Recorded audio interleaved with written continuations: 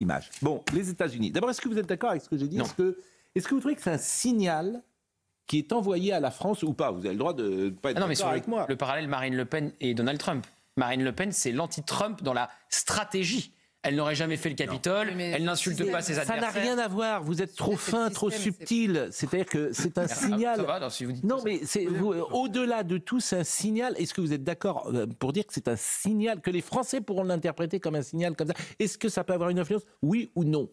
Ça l'était en 2016, si je puis me permettre. Charlotte Dornelas. Il n'avait déjà pas beaucoup d'amis la première fois. Et il avait été élu et ça... C'était moins fort. Le tout sauf Trump aujourd'hui est plus fort qu'en 2016. Alors prenez le Brexit si vous préférez. Parce qu'en 2016, personne ne croyait à sa victoire. Oui, personne ne croyait à sa victoire. Il n'était absolument pas donné vainqueur par... La campagne est plus rude sans doute qu'en 2016 aussi. Elle est plus rude précisément parce qu'il l'a déjà été. Donc il y a certaines attaques aussi qui prennent probablement moins qu'elles ne peuvent prendre quand la personne n'est pas élue. Mais le Brexit, alors prenez le Brexit si vous voulez, c'était inimaginable que le Brexit l'emporte une première fois et alors encore moins une deuxième fois. Souvenez-vous, on disait on va voter, c'est bon, ils ont eu le temps de se calmer, de réfléchir un peu et là ça ne passera pas et puis c'est repassé une deuxième fois. Donc tout dépend si Trump gagne ou voilà. S'il gagne, oui, bien sûr, ça aura des conséquences. Non, mais dans les deux cas. Ah non, c'est dans les deux cas, c'est différent. C'est beaucoup plus fort, pardon, s'il gagne, parce que s'il gagne, ça veut dire que le fait que l'establishment, les artistes, Joseph Massescaron, les 200 artistes qui soutiennent Kamala Harris, tout ça, ça n'aura servi à rien. C'est ça ce que ça signifie. Ouais. Oui, c'est pour ça, bien sûr. Oui, s'il gagne, mais s'il perd, je ne suis pas sûr que ce soit. Non, s'il gagne, ça va quand même, je pense, contenir la vague woke qui est en train de déferler sur les États-Unis, même si elle est un peu en retrait. Mais Pascal, bien que ce soit un angle intéressant, cet édito, non, moi je trouve que c'est pas du tout la même stratégie. Marine Le Pen. Mais non, mais attendez, je déploie mon petit argument, Monsieur Pro. Oui, vous êtes trop là aussi, trop subtil. Marine Le Pen, elle fait tout pour être normalisée. Trump, il fait tout pour être extrémisé. Il est plus proche d'un Mélenchon que d'un Le Pen dans la stratégie. Moi, je trouve aussi. Bon. Maintenant, ça peut faire sauter une barrière psychologique, peut-être. C'est ça que vous voulez dire. C'est un peu ça. J'ai parlé de psychologie, bien sûr. C'est un signal. Mais alors, à contrario, s'il est battu, ça veut dire que Marine Le Pen ne doit pas se présenter en 2027. Je pense que s'il est battu, c'est aussi un signal. Ça veut dire que le tout sauf Trump fonctionne, comme le tout sauf Le Pen fonctionne. Il y a eu un signal, exactement, au mois de juin, c'est important. Mais bon. Maître, on se tourne vers vous. Oui. Je ne sais rien, je dirais tout. Bon. Et vous ne serez pas notre Paco Rabanne, je le sais. Non, vous avez raison sur le fait que c'est effectivement un référendum pour ou contre Trump. On a compris que la faiblesse vraiment de Kamala Harris est patente. Elle est même, c'est un grand vide. Et vous avez raison aussi sur le fait que en 2024 comme en 2020, l'establishment vote d'une manière massive contre Trump. En 2020, ça avait été encore plus voyant. Ça avait été encore plus net, notamment avec toute l'histoire autour de l'ordinateur du fils de Biden et avec l'espèce de prise de position générale qu'avaient pris 60 anciens patrons du renseignement pour dire que Trump était un agent finalement des Russes. Ça avait vraiment été un tir de barrage terrible. Tout ça était bidon quand même, on a découvert. Et donc ça a renforcé encore le sentiment qu'ont les Américains d'être manipulés par un establishment. Et on se retrouve aujourd'hui avec ce truc qui explique pourquoi l'affrontement est si dur, c'est que chaque camp est convaincu que c'est la dernière occasion qui lui est donnée de juguler la menace. Les uns, c'est la démocratie qui est en danger, et pour les autres, ce sont les libertés. Pour les Trumpistes, c'est les libertés, c'est l'État profond qui veut vraiment les émasculer. Bon, je salue notre ami Philippe de Villiers, qui bat des records d'audience chaque samedi, chaque vendredi, samedi sur Europe 1, et avec notre ami Elliott Deval, qui est écrit une mémoricide. Et j'ai envie de dire que je lui fais peut-être plus confiance à lui dans ses analyses politiques, modestement, qu'à vous. Bon. Et il m'envoie un petit message, il dit que c'est bien vu, justement, de faire ce parallèle entre Marine Le Pen et Trump. Mais parce que il est peut-être plus le problème de la droite en France. Non, mais peut-être est-il plus au contact des Français. Je disais que vous étiez trop subtil dans vos analyses. Peut-être que vous êtes effectivement dans... Vous-même appartenez à l'établissement. Les attaques à dominem. Bon, alors... Pas vous ? Mais bon. Vous êtes tellement au contact, les mains dans le Ce qui m'intéresse, on va voir un sujet d'Augustin Donadieu. Il y a deux choses qui m'interpellent ce matin, qui me font dire que Trump a des chances importantes de gagner. D'abord, les bookmakers. C'est pas rien. tous les bookmakers voient Trump gagner dans des proportions assez importantes. Ouais. Vrai ou pas?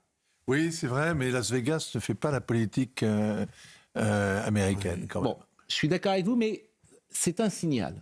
Quoi, c'est un signe, plus qu'un signal d'ailleurs. Oui. Non? Oui, c'est vrai, vous avez raison. Oui, c'est un fait, bon. C'est un fait relevé. Mais en même temps, je vous dirais que Moudingue aussi vote Trump. Oui. Moudingue, bon. Vous savez l'hippopotame, le bébé hippopotame qui est en Thaïlande, la star des réseaux sociaux. Eh bien, on lui a proposé deux écuelles, l'une avec Trump, l'autre avec Harris, et l'hippopotame a voté Trump. C'est à noter aussi. Bon, on n'a pas la deuxième chose, c'est que l'élection va se jouer sur 7 swing states, comme on dit. 7. Pennsylvanie, Caroline du Nord, Géorgie, Michigan, Arizona, Wisconsin et le Nevada. Ça, c'est les 7. Ouais. Nous sommes d'accord. Bon. Ouais. Sur ces 7 swing states, dans 5, les sondages donnent Trump vainqueur. Ouais. Vrai ou faux? Vrai, mais c'est trop serré pour être vraisemblable.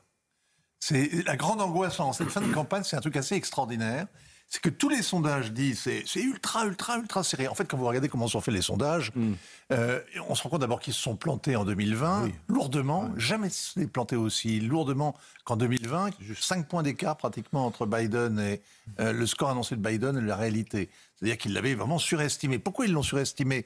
Parce qu'ils ont sous-estimé le vote des blancs non diplômés ou la participation des femmes noires qui moins de 40 ans, etc. etc. C'est très compliqué. Et puis surtout, ça s'est joué à 10 000 voix près, par exemple, dans les États. Et dans les swing states, ils donnent tous pratiquement l'égalité, avec un petit avantage à Trump, mais ça ne veut rien dire. Non. Ça ne veut rien dire. Et donc la grande angoisse des sondeurs, là, depuis 48 heures, c'est de dire...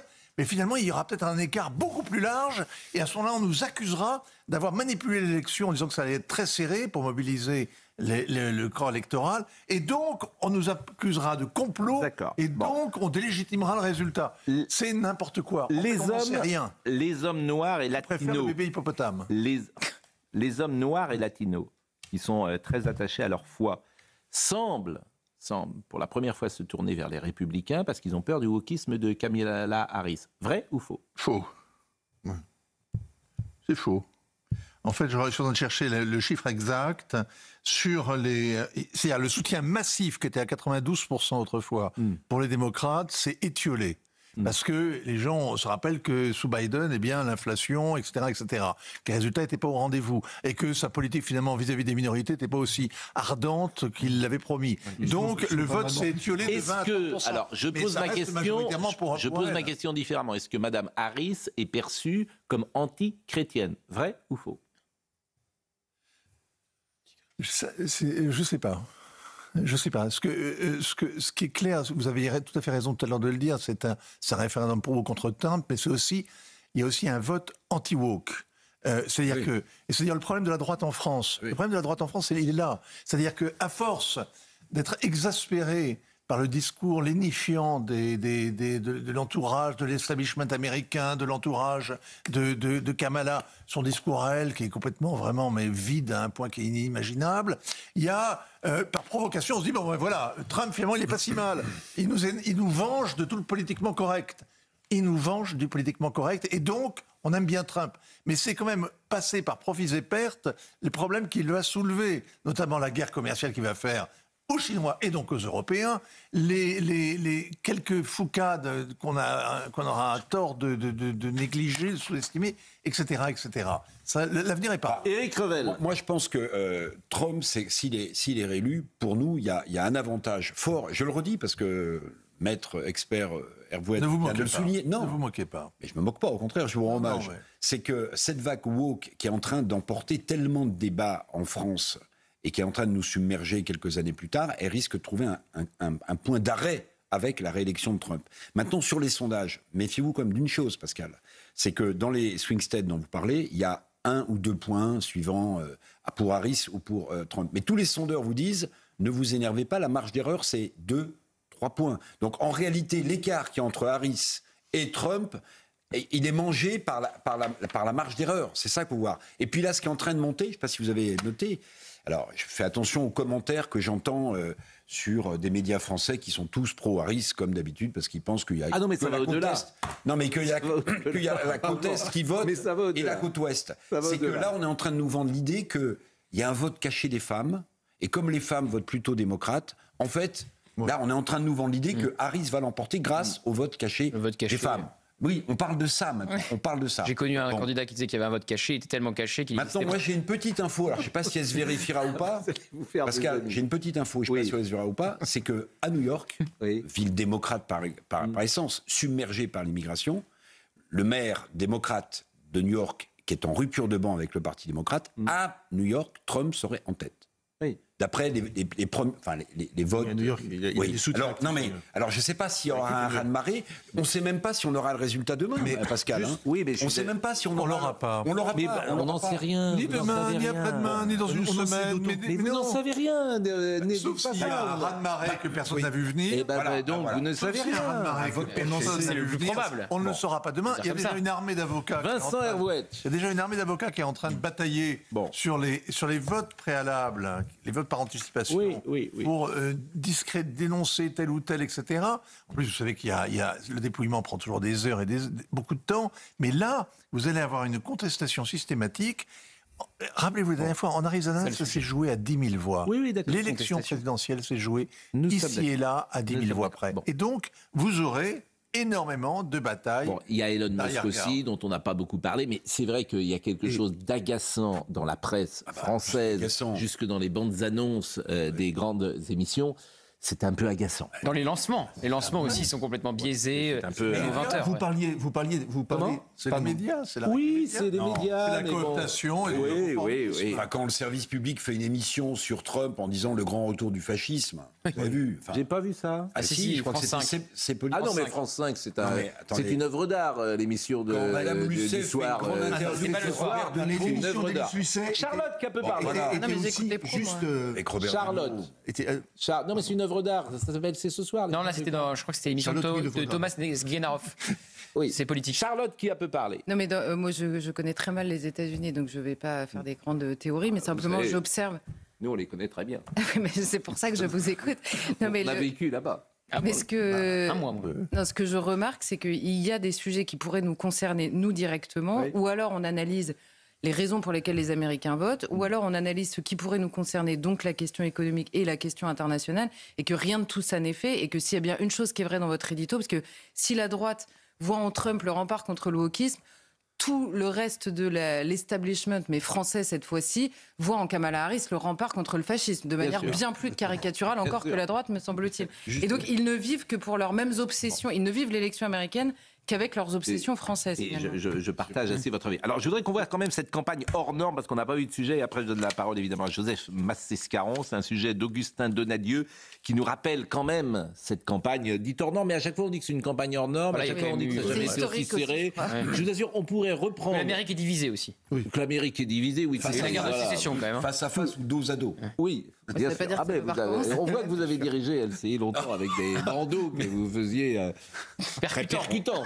L'Amérique face à face. Est-ce qu'un jour Pascal Praud arrêtera de se foutre de moi? Mais pas de. C'est le concept de l'émission. Mais c'est chacun son tour. Alors c'est pour ça que oui. Bon. Mais pas du tout. Est-ce qu'on peut écouter ce sujet d'Augustin Donadieu? Nous sommes en mai 2024. Pour la première fois dans l'histoire des États-Unis, un candidat, alors en pleine campagne présidentielle, est reconnu coupable de 34 chefs d'accusation.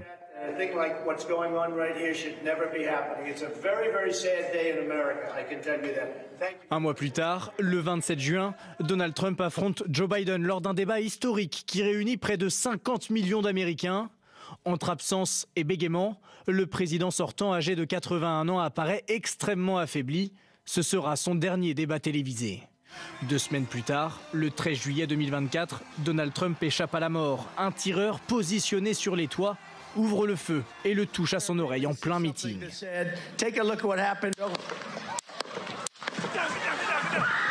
Le poing levé avec le visage en sang, cette photo du candidat républicain fera le tour du monde. 2 jours après, surfant sur cette tentative d'assassinat, Donald Trump réapparaît au Congrès républicain, pansement à l'oreille, il est acclamé. Constatant sa chute dans les sondages et face aux voix qui s'élèvent contre sa candidature, Joe Biden se retire au profit de sa vice-présidente Kamala Harris, investie par les démocrates le 22 août dernier. I accept your nomination to be president of the United States of America. Le 10 septembre, les deux candidats s'affrontent lors d'un débat suivi cette fois-ci par près de 70 millions d'Américains.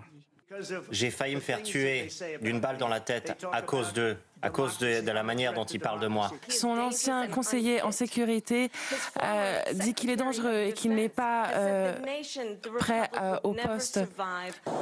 Le 15 septembre, Donald Trump échappera à une deuxième tentative d'assassinat sur son terrain de golf. Le tireur embusqué sera arrêté quelques minutes plus tard par les autorités.